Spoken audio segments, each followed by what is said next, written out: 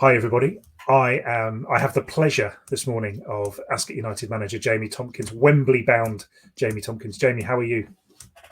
Hi, Tom. Yeah, I'm very good, thank you. Yeah, thanks for having me. Thank you for coming on. It's a bit of an honour. You're going to be on TV on the weekend, so we got there first. Yeah, of course. That's it. You got to look after your locals first, right? something like that. You know, it's fine. We're all friends. It's all for the good of football in the local area. So that's what we're here for, isn't it? To try and make sure that football is a proper good thing. And it just so happens that the team you're involved with has had quite a good season, really. Yeah, it's been a great season. Yeah, brilliant. I think obviously at the start of the season, you make your plans and you have your aspirations and ambitions. And fortunately for us, we've gone on a really good journey to get to where we've got to now, which was the end result being a promotion and champions of the league, over 100 points, and of course that cup run that led us to Wembley. So amazing achievement by everybody to get to the FA Vase Final. So yeah, brilliant year. Because and Jamie, obviously we've spoken quite a few times. We chat here and there about different things. But I guess one thing that's sort of always curious about me. One thing that I'm always curious about, especially at the start of the season, having been involved in Sunday League teams and stuff like that, you never know what opposition you're going to come up against, do you? During the season, there's no Premier League video 24-hour news service showing you the players training from all these different teams, who they're getting in. There's no Wikipedia of who that guy is and that guy is. It's in the end, it's 11 people turn up on a Saturday or a Tuesday night. You never know, do you? No, you never know. It's there's so much that goes on in the off season. Lots of coming and goings between each club, and of course, teams will make their announcements on social media, and you kind of get a gist of sort of where their season is heading from there. There's always the ones that go early, and there's ones that leave it late when there's a few changes. When step 2, step 3, step 4 clubs release their players or whatnot. So it's always difficult to really judge opposition and find out what their strengths are and areas that you can really exploit. But that means at the start of the season is really busy, because that's just a lot of time going out and watching as many games as you can, just trying to build up that knowledge and understanding of other teams. And we don't always get it right, but we just try our best just to try and learn as much as we can early on. And then the form kicks in at the start of the season, who does well in the FA Cup, who does well in the FA Vase or FA Trophy. And then you kind of can then start to separate the season into sort of 3 sections. You've always got that early part where you've got, the FA Cup teams, the FA Vase Trophy teams. Once teams are out of that, what does it look like then from them until Christmas?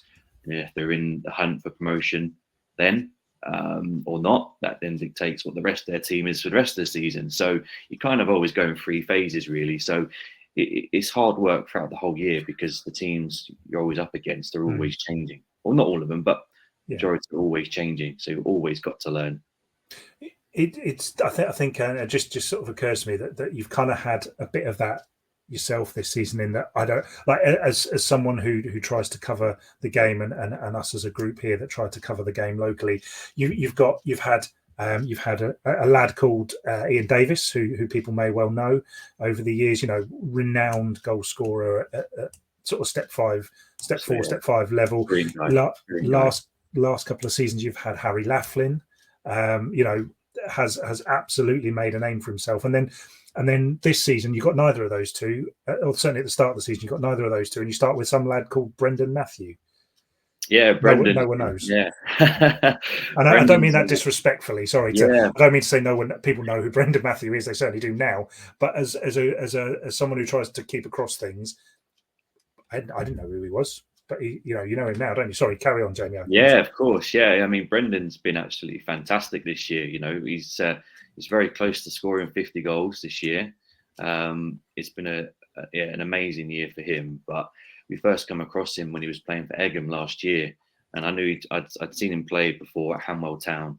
So I knew I knew of him, and when he joined Egham last year in the second half of the season, he was fantastic. He played against us on the last day of the season last year and scored and caused a lot of problems for us. So yeah, he was someone that we really wanted to have a conversation with and try and be part of what we've got going on, because like Laffers and Ian Davies as well, both brilliant players, great guys, and great finishes in the box.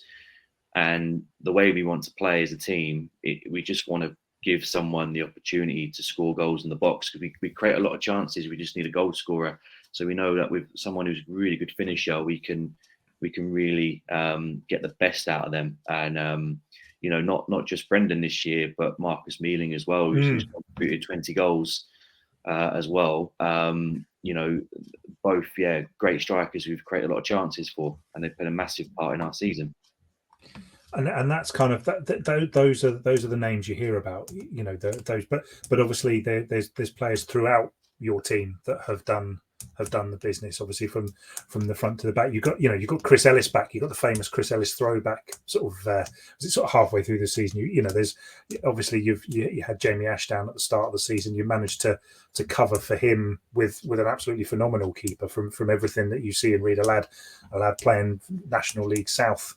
And I suppose that was probably quite timely, really, that Reece became available, because Slough got another lad in as well. So it kind of fallen into place a little bit. It did. I think it was very unfortunate that Jamie Ashdown got the injury when he did, because he was, again, phenomenal for us, not just on the pitch, but off the pitch. I think the players really responded to his level of professionalism and experience. Equally, the same with Ollie Harris this year, who picked up an injury earlier on in our season, who started on fire this year, and it was excellent. But Reece came in at the right time for us, and I've known Reece for a long time now. I've known him since he was 17, 18, and I've been following his progress over the years. We initially got him in here a few years ago playing for our development team, our under 23s. That's when we first got him in here, but I knew him from our work at Brentford. He was a part of our college program, so the opportunity to get him in was a no-brainer for us, because I know he's such a talented individual, but also I know what he's like as a person. So it wasn't a gamble for us. It was someone I know that could really fit into the group and fit into the changing room. And it was unfortunate that his chance at Slough at that time just wasn't there for him, but we've got him in, built his confidence up, and he's been phenomenal. And he's got himself a league winners medal and the opportunity to play at Wembley Stadium now. So he's over the moon. Yeah, you certainly can't really knock that, can you? It's been a ride, but I suppose, I guess this season, everybody looking at it would probably say, Ascot probably have been there or thereabouts all season. The title was probably only a matter of time. I imagine you didn't feel like that necessarily all the time. No. I think we all know, obviously, what happened at COVID for us, and being top of the table then and close to promotion. But yeah, it's been really difficult, really dealing with that since, and trying to meet the expectations within the club and with the players on the pitch, but also the opposition as well. I think that following that COVID year, teams really stepped up against us, and we noticed that we had a lot of attention. We were doing well, and I think people felt that, clubs felt that they could really get one up on us by getting results. So it was difficult that following year, but we really responded well this season. I think we just really work hard on trying to improve in all areas of the club, not just on the pitch but off the pitch, and just keep getting better all the time. I think that's just something that we want to do, not just the team's results and performances, but as individuals, as myself, as a manager and as a coach. Off the pitch, we always try to do things as well as we can. And I think this year we've just recruited brilliant people, brilliant players, and that's just contributed to a fantastic year. It's great to really build on that, and along with the cup run, it's really brought the whole club together at the moment. I think the atmosphere and positivity around the club is excellent, and we're just trying to keep building on that and building our fan base, and the end result has been a day out of Wembley, and Yeah. we've got thousands of people coming to watch us and support us. It's amazing. That I remember talking to you at the time about that kind of season that was cancelled, and obviously, as you say, you were top of the league, and it was looking good. And then I think last season, I'm going to get my seasons mixed up now, so forgive me. But last season for Berkshire sides in the Combined Counties League, certainly moving across, it was a bit of a tough entry, wasn't it? I think everybody seemed to struggle a bit. No one was quite. And then this season we've had a little bit of a ding dong with yourselves and Reading City, and we've had Egham have been pushing. So whereas last season it was very much kind of more of a London weight to the top of the division. I think this season it's. Do you feel like you learned from last season? Yeah, we definitely did. I think it was a lot of learnings, not just from ourselves but other opposition in the league. So Hamworth Villa were just above everybody else, and to win the league unbeaten is an amazing achievement from them. And the likes of Southall, Egham, North Greenford last year were great. So we just tried to learn as much as possible about our own team as well. That previous season we only recruited 3 players, so we knew that we needed to inject a little bit more quality into the team, a bit more experience. And that really just sort of changed the whole attitude of the club and the team and the changing room. And it just meant that pre-season was absolutely buzzing. And we knew then we had a good group here that we could work with and try and get the best out of. So learnings definitely took place that year to help us improve and get better for this year. And the style of play and the way we want and what we want from our players hasn't changed. It's just that we're doing it with a lot more quality and consistency, which means we're scoring more goals, which is great. So, it's a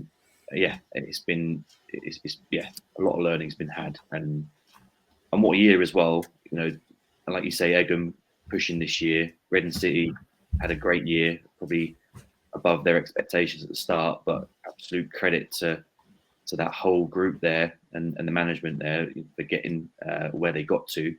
I know they fell away at the end, but they could be really proud of that year, of this season. I'm sure they'll build on it for next year.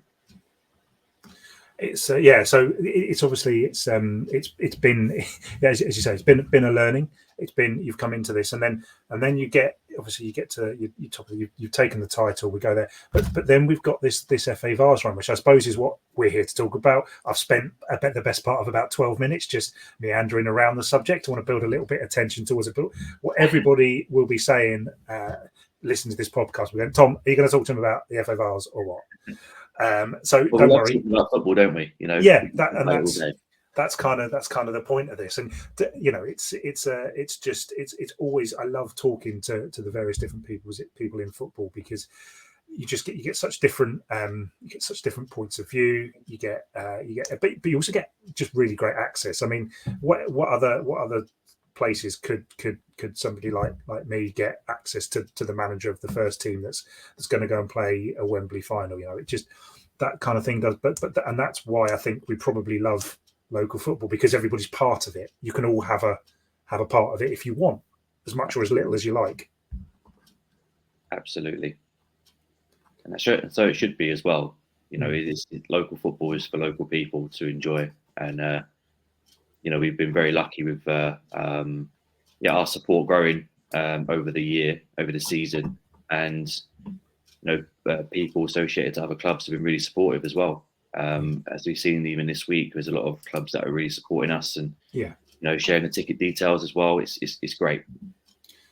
It's even clubs in different counties. Badshot Lee, for goodness sake, that's they're not even in Berkshire. What's going on? It's great to see. It's as you say. Let's take the plunge. Let's talk about the Vase. And I suppose the first question that comes to mind is, at what point did you start to think, maybe we could? Good question. I think it was probably after the trip down to Devon when we played Buckland Athletic, because that was a long trip down anyway, but it got postponed 2 times. Yes. And I remember going down to watch him on the 7th of January. It was absolutely freezing cold, windy. I thought that it was very close to being waterlogged, and I'd travelled down the night before, so I was hoping it wasn't a wasted trip. It was the only game on in their league, the only game on, so I was very lucky. And after that, I knew it was going to be a tough game. I thought they've got some really good players, good individuals, set up really well. It's a great club, great good fan base there as well. So I was a bit apprehensive about how we would compete down there. And then having to postpone twice. But then on the day, we just performed into another level. We were absolutely fantastic, and the players nailed exactly what we wanted them to do. And some brilliant individual performances meant that we just totally dominated the game. And we scored 2 good goals before half time, one just after half time. Could have been more, and we conceded in the 93rd minute. So you look at that and go 3-0 away in I think it was the 4th round of ours. Yeah, that was a turning point for us. That was a phenomenal performance, and the journey was home was excellent. Did you sort of talking about journeys, and I suppose maybe we'll come on to this maybe with penalty shootouts as well. Did you look at anything that sort of Binfield had done a few years earlier? Because there are obvious parallels between what yourselves have achieved and what Binfield achieved that year. Not least the amount of away days, the penalty shootout wins, but also there's I don't know if you know this, but I found this out by accident a while back. 2008, 2009, the end of that season, Hellenic League Division 1 East, Binfield finished top of Division 1 and Ascot was second, and both got promoted. And I just think there's a nice little bit of symmetry there about how both clubs have gone on and will now both be playing step forward. Was there anything you looked into that, or did you just sort of think, we just got to do it our own way? No, I mean, I've definitely spoken to Carl Withers anyway and Dodsey about their journey and how they prepared for those away days. And I spoke to them about how they've prepared for Wembley as well. I know it's slightly different circumstances with COVID, but I'm just trying to sort of take those learnings away from them. But it's I suppose playing away, it takes the pressure off completely. We'd like to have really had a home draw, especially in the quarterfinals or semi-finals, of course. But going away meant that pressure was off. It brought the whole team closer together. We had an overnight stay in Manchester as well, which but you can't buy these things really. These kind of things that just bring that squad together,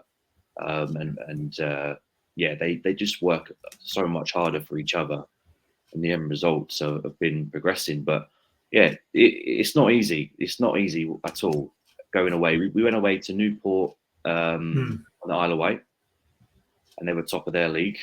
We've been away to Buckland, as we mentioned. We've been away to Bridgewater, who were top of their league at the time. Up to Manchester, we've got 1,000 supporters there from local supporters, and making it a really hostile environment.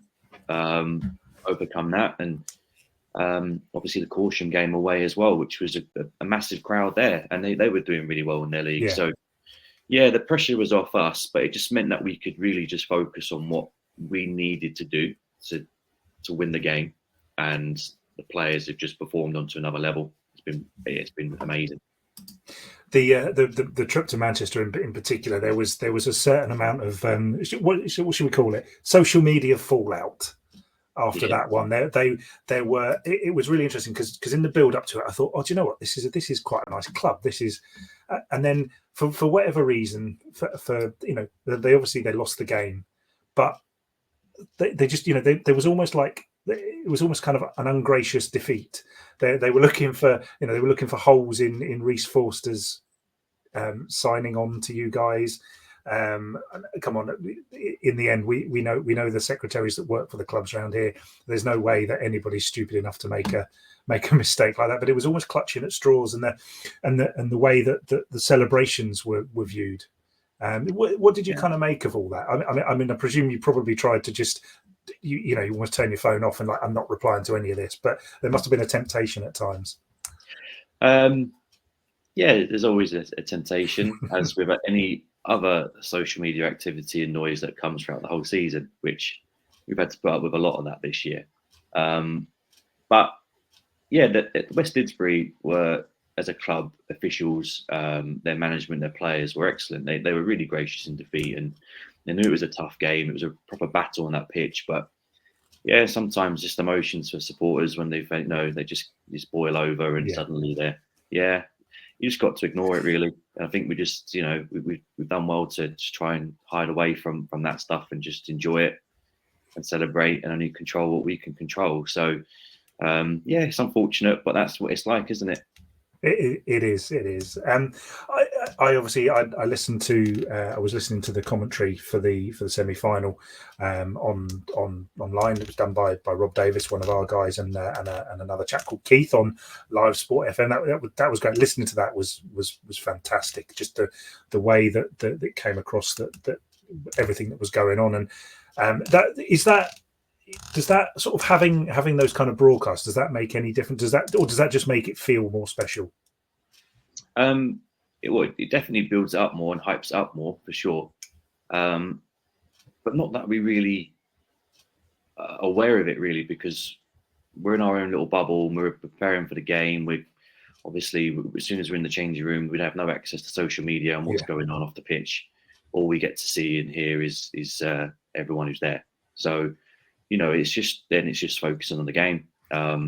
It's been brilliant to have all the build up and the excitement of it, of course. And all of our supporters have been very excited in the whole run up and this week. Really excited, asking lots of questions. Who's playing, who's not playing. Is everyone available? Is that one I keep getting?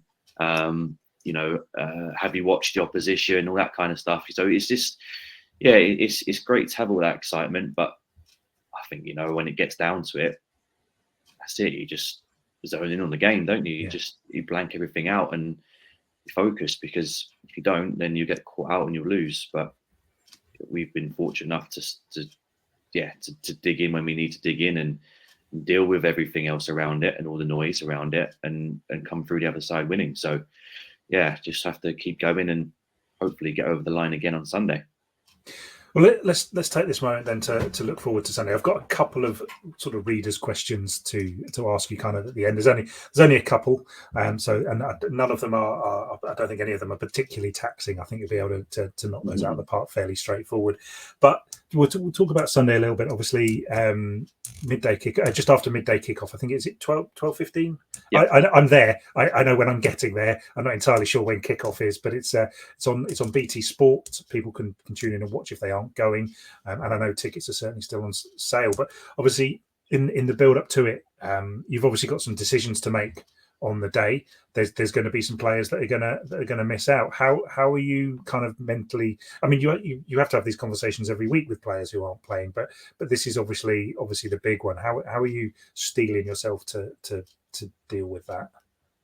Yeah, this is one of those horrible parts of football management, but you have to accept you got to do this if you want to be in this position. You have to enjoy all the good parts as well as go through all the horrible stuff that you don't want to do. And what I try and do is take the emotion out of it as much as I can and just try and focus on what I feel, or our whole management team feel we need to win the game, and then we can then start selecting our team and our formation, etc. And then it's just about being really honest with the players that are not involved and not starting the game, which is really, really hard. But I know that they just respect the honesty and appreciate that as well. I think they'd much rather be told in person and the reasons why, rather than finding out on the day that they're not starting or not involved. So yeah, it's going to be really difficult. But what I do say is anyone who's not starting, they're going to have more of a part to play towards the end of the game and have an opportunity to make a real impact. So it's about them just getting their mindset right. And if we do tell them early and tell them they're not starting or not involved, then it gives them a chance to mentally prepare for that. So then the ownership is on them to be able to bring the right attitude and the right approach to the game. And they do have a massive part to play, because they're going to be the players that are starting, their biggest supporters, and getting them ready.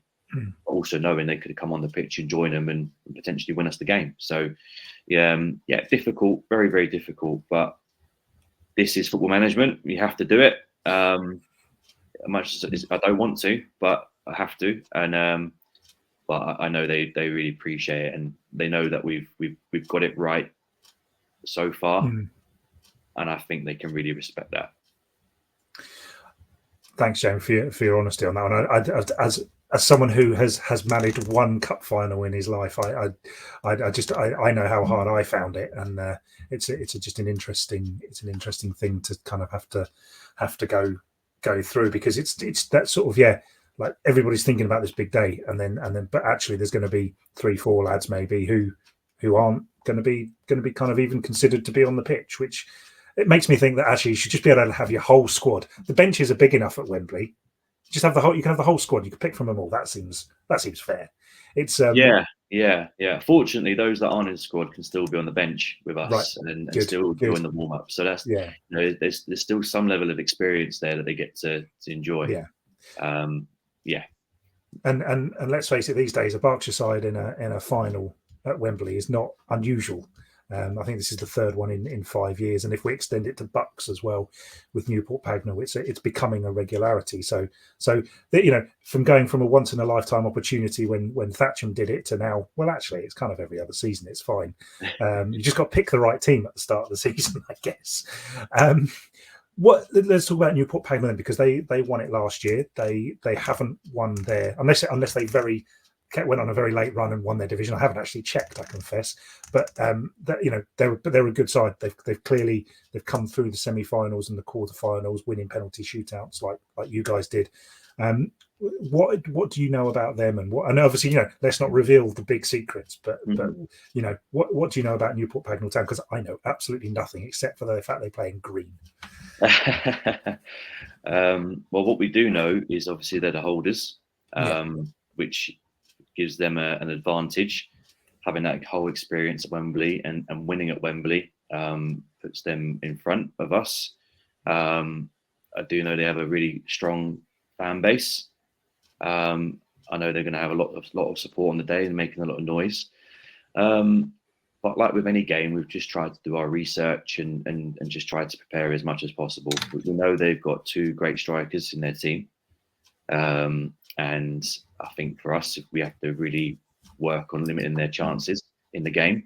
But they've got quality all over the pitch. It's not just their 2 strikers. They don't get to a final having an average team. They've got a really, really good group of players that have done it before. So, they have talent and threat all over the pitch. And, it goes right back to their goalkeeper who, his distribution is as a goalkeeper is brilliant, absolutely brilliant. So it's going to be a very, very, very tough game for us. Very, very tough. But look, we've done it before. We've played away and against tough teams, and we've overcome that.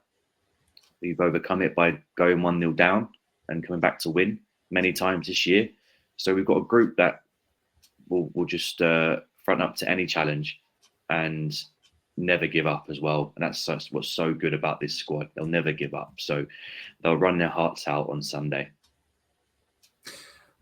It's just I'm fascinated to see how this one goes, because you've got your side, who I've seen a couple of times this season, who, as you say, they never give up, and I've seen that in person. But then we've also got Newport Pagnell, who've done this before, and this is basically just another day at the office for them. It'll be a fascinating matchup, and I'm really looking forward to seeing what happens.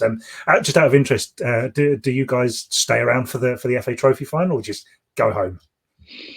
I think the plan is to go back to the club afterwards, I think, and either drown our sorrows or really go and celebrate. But I think regardless, it's about celebrating afterwards. What a fantastic season we've had. Yeah. Of course, we've got to the final. Of course, we want to go and win it. Absolutely. And we're going to do everything we can to do that. But regardless, it's about celebrating a great year. We've won promotion, which was our ultimate goal. We've won the league, and the whole atmosphere and positivity around the club is so good that we just need to celebrate that afterwards. And we've got to Wembley. We've put our club on the map nationally, and people really know about us now, and that's going to be only beneficial for us moving forwards in the future as we move into step 4 and obviously the Isthmian League now. So it's exciting times, and we want to make sure we recognise that whole effort after the game back at the club. So we that's FA Vase chat sort of just capped off. We just sort of quickly look at a couple of questions I've got. Having said that's FA Vase chat. The first question is from James Ingle. How many is Louis Bowers going to score on Sunday? Now, of course, who knows? But that was the question. Well, Louis has been famous for scoring some really important goals for us over the years. Obviously the penalty he scored against Wycombe Wanderers last year. At home in front of a record crowd. He's also come up with some really big, important goals over the years since he's been with us. But yeah, we'll see what happens. But he's a brilliant captain, brilliant club captain. You couldn't ask for a better one. He's absolutely fantastic. So, he deserves the day at Wembley, and as much as just as more important as anyone else. But in terms of goals, let's see.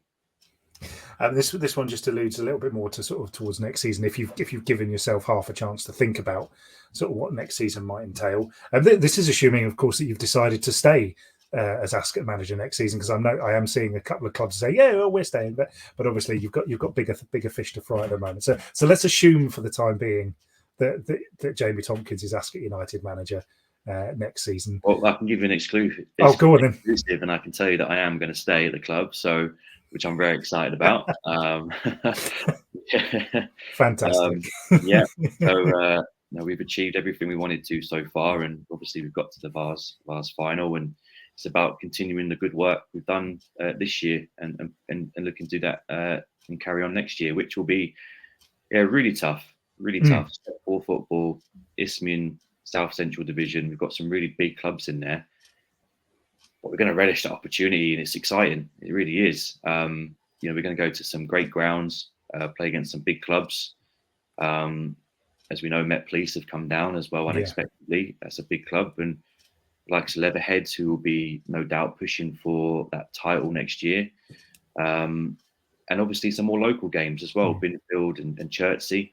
That will be really exciting games. So, yeah, it's going to be a challenge. I don't think it's going to be as comfortable or as successful in terms of how many goals we scored and how many points we've won.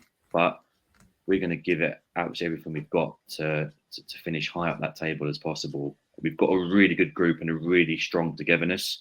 That's going to get us in a really good position anyway. If we can keep our consistency, then we'll just see where it takes us. I think that basically answers all the questions that Ballum Dude 2022 sent. So that just about covers that.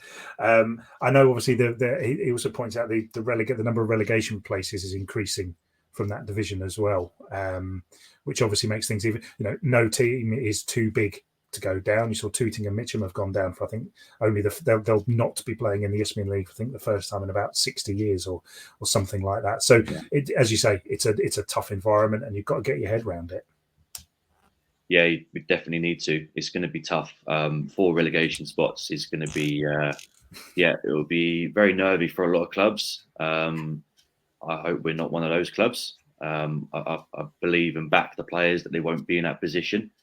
But you never know. I think if we get off to a good start, then, let's just see what happens. But it's going to be so competitive, as we've seen this year in that division. Apart from probably Basingstoke and Walton and Hersham, who ran away with it. The rest of them were really competitive. I believe one of the teams in there who got in the playoffs this year have lost 15 league games. So that will tell you just how competitive it is. It'll be exciting. And I think if I remember rightly, Binfield beat Basingstoke 4-0 at the start of the season. So as you say, it was all over the place. So Jamie, thanks very much for your time today. Anything you wanted to say just to the Ascot fans who are coming to Wembley on Sunday? Oh, thank you. First and foremost, it's an amazing turnout. I think we've got at least 4,000 supporters travelling down on coaches from the club, whether it's from train or driving down, whatever it might be. it's an amazing effort, and it's going to be so good to see them all there and creating that yellow wall at Wembley. I know there's been a lot of supporters that have bought shirts, replica shirts, and scarves and hats, and it's going to be an amazing day, regardless. We can't wait to see them. We're going to hopefully hear them loud and proud, singing and dancing on the side when we're scoring goals, hopefully. But also, an amazing day just for the players to experience that kind of atmosphere on that stage. And they're going to absolutely thrive and perform at their very best. And we will work very hard to lift that trophy afterwards. Jamie Tompkins, thank you very much for your time. Thank you very much. I really appreciate the coverage and everything you do just for local football, not just for Ascot United, but all local football. Is absolutely amazing, brilliant work. So thanks very much as always. Thanks, man. I'm glad I didn't hit the end record then. That's lovely. Cheers.